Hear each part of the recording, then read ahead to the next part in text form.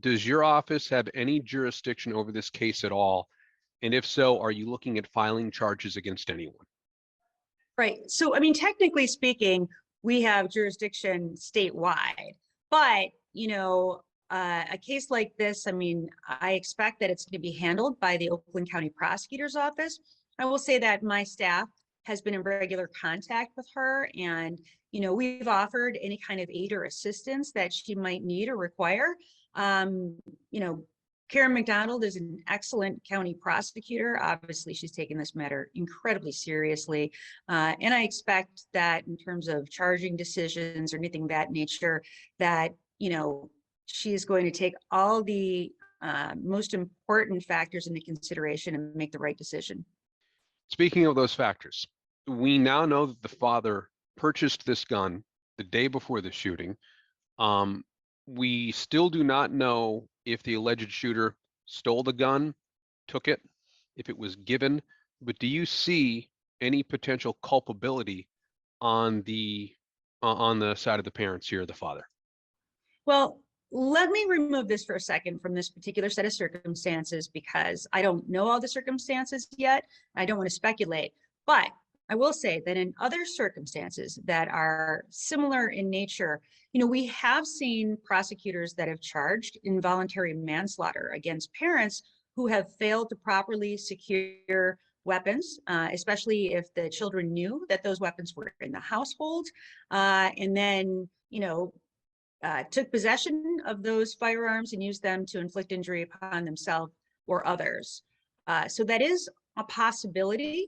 I would say what I think is incredibly important is that we take some lessons away from this very tragic set of circumstances. We don't have any laws in the state of Michigan that involve what we call a CAP law, child access prevention laws. And they're very simple, and many states have these. And simply they require that if an individual purchases a firearm and intends to keep that firearm in a place where there are children, that they be made to secure that weapon and to store it safely. And it's so common sense to do. If you have a 15-year-old, for instance, in your home, especially one who may be experiencing some mental health related issues, you certainly don't want to provide unfettered access to firearms involving that child. I mean, you want to make sure that that child cannot access firearms under really any circumstances. Now, when you have events like parents who are taking their kids hunting or something of that nature, that's allowable under the law, where they're being supervised when they're handling a weapon. It's for that purpose. But to have any home where a child can, get a hold of a semi-automatic weapon without any parental supervision and take that weapon to school, I think is a really disturbing set of circumstances. I think we have to do better in Michigan. There is a law that's pending right now, or a proposed bill that is pending that can be passed into law that, again, would simply require secure storage of firearms from children. Isn't that the least that we can do? Isn't that the minimum that we can take away from this situation? Can't we just care a little bit more about our kids than we do our guns, just for a minute, and make sure that a tragedy of this scale doesn't happen again and again? You led actually right into my next question. On Twitter, you wrote, "We must act to properly address gun violence in our schools." Properly. What does acting properly to address gun violence look like to you? Well, one of the things is what I just talked about, right? A CAP law to make it harder for kids to be able to obtain guns and bring them to school. Another is this, in Michigan, you can purchase a firearm at the age of 18, even though you can't buy a beer. That seems odd to me. And I don't understand why, when we know that 18-year-olds are still in high school, when you're 18, you're a senior in high school, why would we allow a kid that we know is going to be going to high school to be able to purchase firearms? Why can't we just make that 21, as we do with other types of products that are frankly much less dangerous than firearms?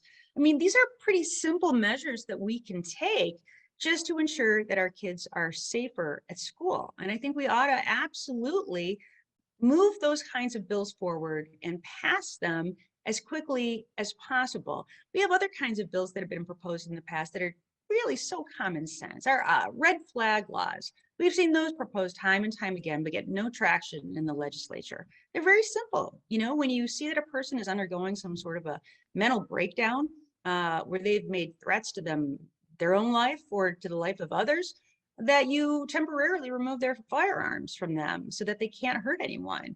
And you know, you have a court hearing. If the court determines that that person's not a threat, then they get their firearms back.